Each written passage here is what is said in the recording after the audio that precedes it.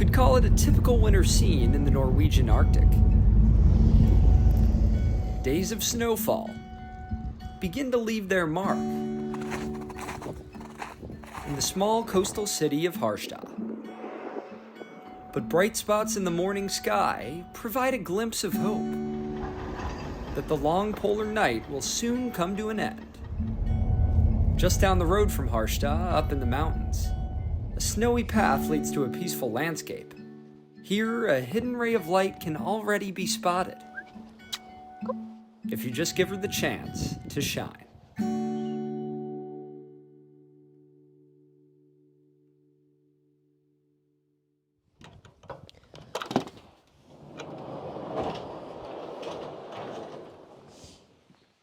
When you visit Maja Jakobsen at work, you can expect to get up close and personal with her friendly colleagues. They're not gonna hurt you. They're just very curious. Whether big or small, Det er så koselig hus her. Maja builds a special connection with animals. And they do the same with her.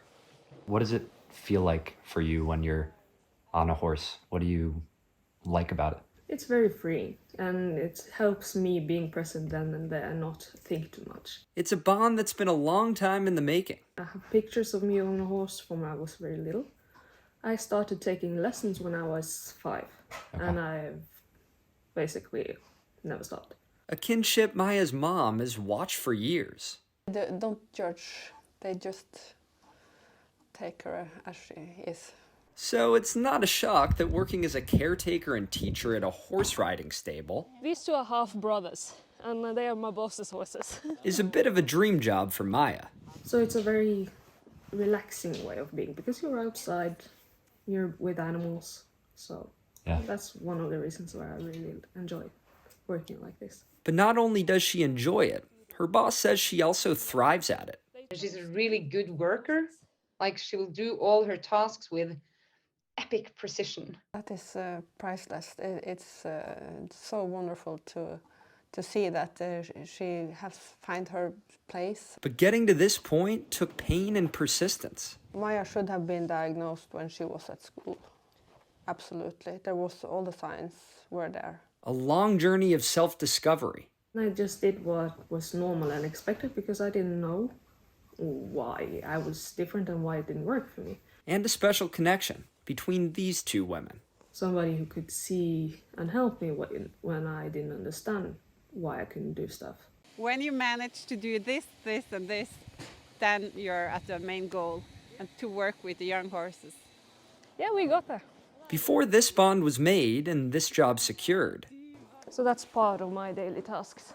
Maja worked at a retail store a few years after finishing high school. And I did that for 4 or 5 years, and that was a bad match. At the same time, she was navigating a new adult life, no longer living at home. And then she's suddenly alone, and the challenges are getting visible in another place. The burnout piled up until it got to a breaking point. I had no energy for hobbies or anything like that. So that's why after a couple of years it just got worse and worse until I couldn't do it anymore. So then I was on sick leave for 2 years while figuring it out. And that's when Maja made an important discovery. At age 26, she got diagnosed with autism. This whole process has been learning about myself a lot, and I still do. But while the diagnosis raised new questions, it also provided some clarity. It's easier for me to understand what I need and respect that and not feel bad for it. Particularly after NAV, Norway's welfare administration, referred Maja to INCO, a workforce training and support company in Harstad. That's where Kina, an occupational therapist, came into the picture. I think there's so much potential and so many employers that need these people in work. Kina started meeting with Maja 2 years ago. It was fantastic to see Maja at her work. She got to be herself, and I can see that she's happy. She's not that stressed young woman that she was the first time I saw her. What changed when you met Kina? She understood, so she could help me explain it much, much better. From the start, the goal was to get Maya back into work at a place she'd enjoy, working with her employer to create an environment that took into account her unique challenges and skills. For me, it's important to see who the person is, what's their qualities. To give Maya the best shot at success. I think you need the experience and the knowledge of the diagnosed. It's just having someone who has seen other people in these situations who can say that, yeah, that's just how it can be for people who has a brain that's wired differently. Kina built up her knowledge on autism while in southern Norway at a workforce training company called Phoenix in Vestfold.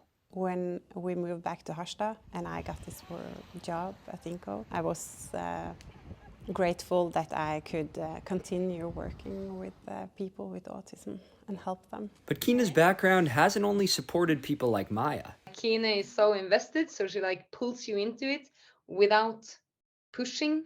It's also helped employers like Maya's current boss, Anna Rebecca. We didn't know what would be challenging for Maya at all. While Maya has now found her stride in her current part-time position, Anna Rebecca says the first several months were not nearly as smooth. All the time we had to decode what happened. Like, why can't she muck out the stables correctly anymore? What happened? Early on, she and Kina discovered Maya needed structure, consistency, and clearly defined priorities to do her best work. So we just had to like try and fail a bit, but always be super honest with each other. With clear communication and patience, they were able to find a system that worked for Maya and the stable. Maya was all the time very committed. Even when she had these struggles, she was like, but I love working at Sæteråsen. And the funny part is, if you have a small pony and a big horse, the small pony is most often the one in charge. I felt safe to move forward because when I was going to hire Maya, Kina also said, if there is anything, you can call me. It was a sense of security that Maya too felt along the way. It was a very reassuring backup to have when I couldn't talk as such to myself. Seeing success for people like Maya has inspired Inco to formalize Kina's efforts. I can see that if we have the understanding and we meet them in a specific way with our methods and understanding about diagnosis also behind the person, we do manage to help them to get a job. They're now offering a work support measure specifically for autistic job seekers who were referred to Inco by NAV. I think there is many other people in the society that don't get the help that they need. At Inco Harstad, only 50 of 64 slots are currently filled within their individualized work training offer called AFT, which may give the new autism program some room to grow. I would love to dedicate some of the places to people with autism. Kina found inspiration for the project during her time down south. Her previous employer, Phoenix, has a similar program for job seekers with autism. It was started by the NAV office in Vestfold in 2015. We need to understand them and we need to adapt to their needs. Autism specialist Astrid Christine Holm worked with Kina on the program, which she says has grown from 10 to 19 job seeker spots, with 4 job specialists providing support. Very often it's the first time that they can be themselves and be accepted, and that is nourished. She says meeting this group with specific understanding is critical, particularly because communication and social motivation can be quite different for those with a diagnosis. You have to know that when you are speaking to them and when you explain things and when you ask things. Astrid Christine says 60 to 80% of those going through the Phoenix autism program are successfully placed at a job or school, with about 80% retaining their job after getting it. When we find the job and they get the job, they stay in the job. The key to that success? I think the most important thing is that someone in the team needs to have extensive autism competence. Plus, she says the follow-up process cannot be rushed, so they get it right the first time. In 4 weeks, you are just scratching the surface, getting to know this person. So you need to just use the time and to make NAV understand why are we using this time. Back in Harstad, neuropsychologist Malin Rongli agrees that in order to succeed long-term, Inco will need to keep up their support capacity if referrals start to increase. For now, at least, they are using a whole lot of time for each individual. So they are that mentor, going with them to work, standing there with them. In her work with the local hospital's habilitation team, I work with people who have mental disabilities, autism. Malin sees the value of this kind of support,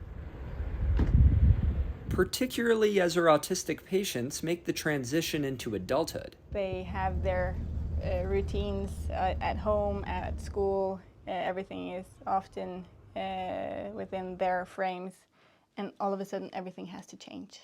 The school is done, maybe you're moving from home, so there are so many things changing, and this is a group where changes are particularly hard.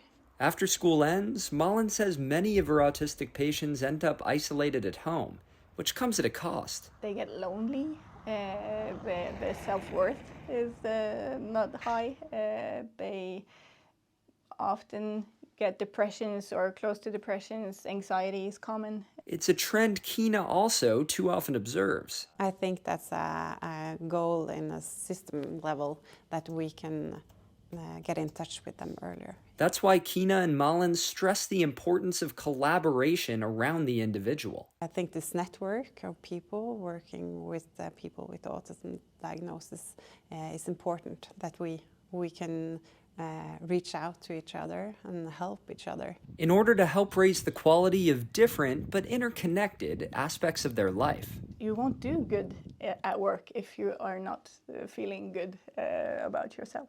Malin reminds us that the autism spectrum is wide, with varied needs around housing, health, and independent living. There's a lot of functioning that we need to be working on other than work. But she says Inco's project is a positive step in the right direction. One example of an investment the city and country should make to create more community offers for this group in adulthood. They have a better life if they feel meaningful. We all do. To work with horses, you have to be comfortable with yourself as well. At her job, Maya's discovered new meaning. The youngsters are just have a different energy. Something she hopes others will find too. Just gonna close this one.